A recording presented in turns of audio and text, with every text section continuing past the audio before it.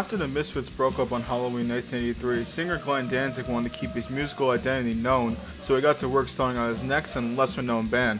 With the help of former Misfits photographer Erie Vaughn, him and Danzig would be forming the band known as Samhain. The band would start with Danzig on vocals and guitar, and Erie Vaughn on drums before switching over to bass. However, artists like Al Pike, Brian Banker, and Lyle Presnar would also provide help on the project. They soon found a drummer in Steve Zing who would provide the drumming role. Then in August 1984, Samhain would release their debut album, Initium. Latin for beginning, unlike Static Age where Glenn was trying to figure out his horror punk style, Samhain perfected it as not only is their punk, but also metal and blues influences that are common with Danzig. Not to mention the death rock and post-punk with gothic tendencies also made the sound of Danzig sound like if the Misfits had a goth phase before growing up to a full metalhead with Danzig. The cover of Initium is one of the most iconic things of the band, featuring the boys covered in horse blood. During some shows, the band would douse themselves in blood. These are the famed shows known as the Blood Shows. Samhain was also started with Danzig would use the infamous skull drawing from the comic The Saga of Chrysler. Now onto the songs. Unlike the catchiness of Walk Among Us and the speed of Earth AD, Samhain would have songs with chimes, bells, slower tempo, with still the energy of being punk rockers. Some songs with hard-hitting drums can almost hypnotize you. Songs like Samhain and All Murder, All Guts, All Fun are some of the more punk stuff in the band, while Macabre and The Howl are more of the slow gothic stuff. Despite being the one to kill them, Danzig wasn't done with the Misfits just yet, as Samhain would rework old Misfits songs. The first one being Horror Business, which was changing to Horror Biz. The song is more faster, harder drums, and a fuck ton of distortion. The Misfits redoings was Glenn's way of showing that his songs couldn't just be one-trick ponies. During live shows, the band would also perform Blood Feast and Deftones Ripping, as these were supposed to be Samhain songs before they would turn to Misfits songs for Earth AD.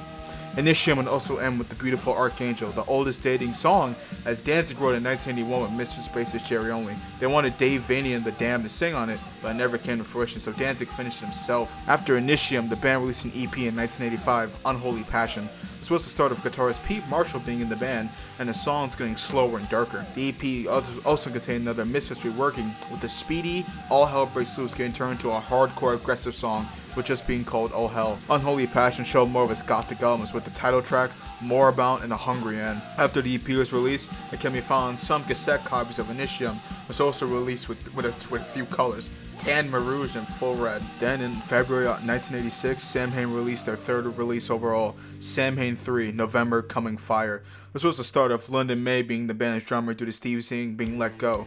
Although London did start here, Danzig played drums in most of the album because London couldn't learn all the songs in time. November Coming Fire takes all the punk from Unholy Passion and all the goth from Initium and cranks it up to 11. This album is what would happen if you were sent into the pits of hell to being murdered in a cave. The album would hold the final Misfits reworking as Halloween 2 gets turned from what sounded like an occult ritual to the sounding of like the spawning of the devil himself. The album is seen as one of, if not the best work the band had ever done, but in typical Danzig fashion, it wasn't meant to last.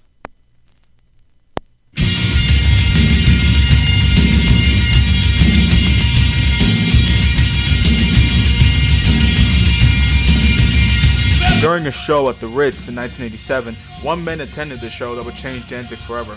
That man was Rick Rubin. Rick had been quoted as saying he didn't care for the music, but saw how Glenn was as a performer and thought he wanted to turn him into a superstar. Rubin wanted to only sign Danzig, but as an act of loyalty, Glenn said he wasn't signing without Erie. After agreeing on those terms, Danzig, Erie, and Rick Rubin were all upgrading the band. Pete Marshall, and London May were replaced by John Christ and Chuck Biscuits. The band has name changed to Danzig, so any lineup changes would force Glenn to start over.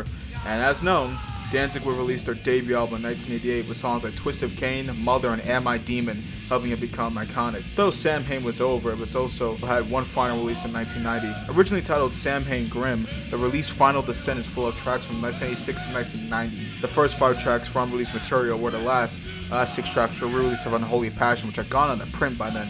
And of course, in true Danzig fashion, Unholy Passion on any release after 1987 was a remix where Pete's guitar work was redone. After that, Samhain went back to its grave for a few years before the band celebrated a couple of reunion shows in 1999. All members except Pete Marshall and Erie Vaughn would be a part of it, since Pete was touring with Erie Pop, and Erie had not only quit Danzig in 1995, but also retired from music, so at the time, Danzig guitarist Todd Youth to handle guitar duties. These shows may have happened due to a release of the Samhain box set in 2000. Like the Misfits box set from 96, this has every single work that the band has ever done, except unlike the Misfits set, which was missing Walk Among Us, this has everything. The set included all the Samhain material with Unholy Passion's remix getting its own disc, and found the set having demos of songs to replace the tracks from the rest. These demos would be stuff that later became Danzig songs like Possession, Twisted Cane, and the cover of Elvis's Trouble. The demos are more punky compared to the hard rock legends they would become. This would be the end of Samhain, as other than a few more reunion shows in 2014, the project's been laid dead to rest, as the songs never get played live and you can't even listen to them on streaming without the local files technique. Honestly, if you ask me, I think Samhain is one of the best things that ever happened in Danzig history.